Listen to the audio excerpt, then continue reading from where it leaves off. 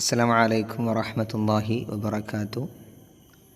ബി.എഡ് first semester Calicut യൂണിവേഴ്സിറ്റിയുടെ optional അറബി കോഴ്സിൻ്റെ തിയററ്റിക്കൽ ബേസിസ് ഓഫ് ടീച്ചിങ് അറബി എന്നുള്ള ടോപ്പിക്കിലാണ് ഇന്ന് ക്ലാസ് എടുക്കാൻ ഉദ്ദേശിക്കുന്നത്.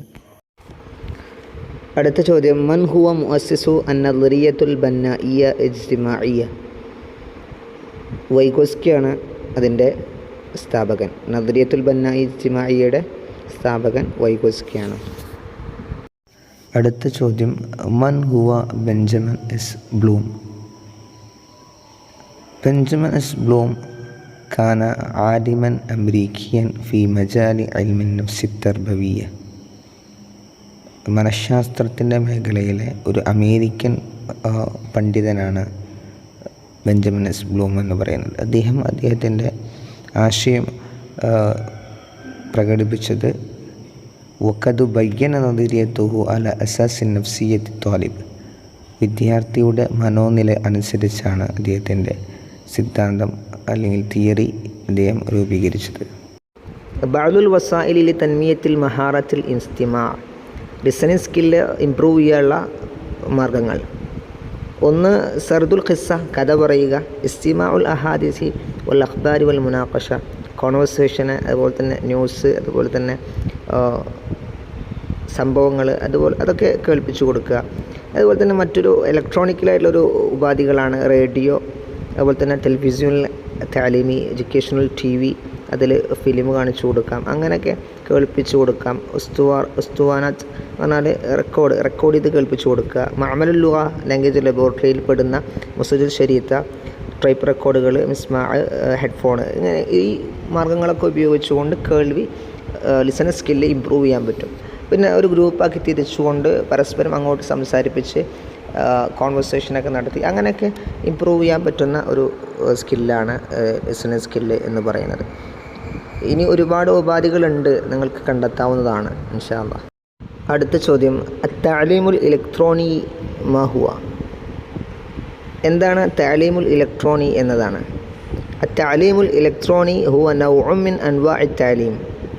പഠിപ്പിക്കുന്ന ഇനങ്ങളിലെ ഒരു ഇനമാണ് തഅലീമുൽ ഇലക്ട്രോണി എന്ന് പറയുന്നത്.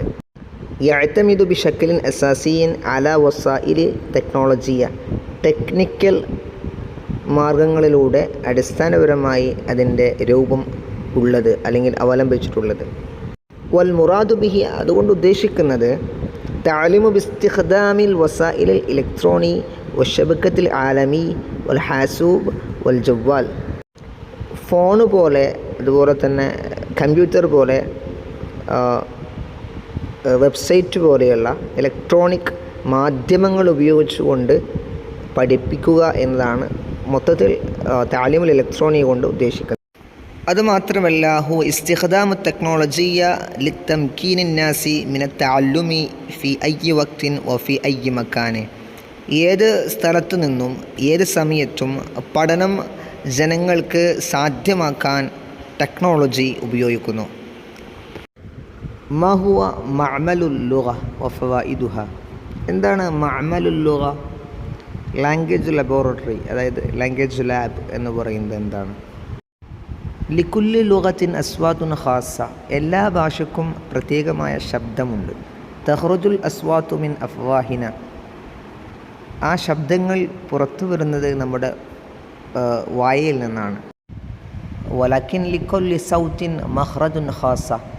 വായിൽ നിന്ന് പുറത്തു വരുന്ന ശബ്ദങ്ങൾക്കെല്ലാം പ്രത്യേകമായ സ്ഥാനങ്ങളും കാണാൻ സാധിക്കും.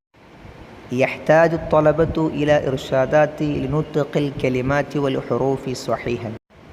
ശരിയായ രീതിയിൽ അക്ഷരങ്ങളും പദങ്ങളും മൊഴിയാനുള്ള നിർദ്ദേശങ്ങൾ വിദ്യാർത്ഥികൾക്ക് ആവശ്യമാണ്. കസീറൻ മിനൻ നാസി ലാ യതകല്ലമൂന ബിൽ ലുഗാത്തി ബിനുത്ഖിൻ സ്വഹീഹ്. കാരണം അധികം ആളുകളും അവരുടെ ഭാഷകൾ ശരിയായ രീതിയിലല്ല സംസാരിച്ചു കൊണ്ടിരിക്കുന്നത്. എന്താണ് മഅമലുൽ ലുഗ എന്ന് ചോദിച്ചു കഴിഞ്ഞാൽ പറയാൻ പറ്റുന്ന ഒരു ആൻസറാണ് ഇനി പറയാൻ പോകുന്നത്. മഅമലുൽ ലുഗ യുഅതി ത്വലബത ഫുർസൻ കാഫിയതൻ ലിഇസ്തിമാഇൽ കലാമി ബിനുത്ഖിൻ സ്വഹീഹ്. ലാംഗ്വേജ് ലാബ് വിദ്യാർത്ഥികൾക്ക് ശരിയായ ഉച്ചാരണത്തോടെ സംസാരം കേൾക്കാൻ മതിയായ അവസരം നൽകുന്നു. വയുഈനുഹും അൽ മഅമലു അലാ തഹ്സീനിൻ നുത്ഖി ബിസ്തിഅമാലിൽ ആലാത്തിൽ ഹദീസ.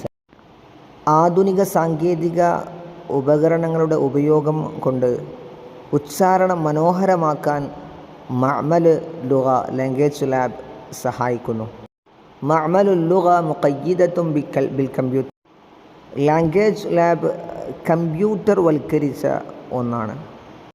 വഫീഹ ഫുർസുൻ കാഫിയ ലിസ്തിമാഇൽ ഖിറാഅത്തി നസ്ർ വതിലാവത്തിൽ ഖുർആൻ വൽ ഖുത്ബ വൽ അനാശീദ്. ആ ലാംഗ്വേജ് ലാബിൽ ഗാനങ്ങൾ, പ്രസംഗങ്ങൾ, ഖുർആൻ പാരായണം, ഗദ്യപാരായണം എന്നിവ കേൾക്കാൻ മതിയായ അവസരമുണ്ട്. വബിഹ തുഅയ്യിനു ത്വലബ അല തസ്ഹീഹി വതർഖിയത്തി നുത്ഖിഹിം. ഉച്ചാരണത്തിലെ ഉയർച്ചയും വിദ്യാർത്ഥികൾക്ക് അത് ശരിയാവണ്ണം ശീലിക്കാനും അത് സഹായിക്കും. ഇൻഷാ അല്ലാഹ് അടുത്ത സെഷനിൽ കാണാം. അസ്സലാമു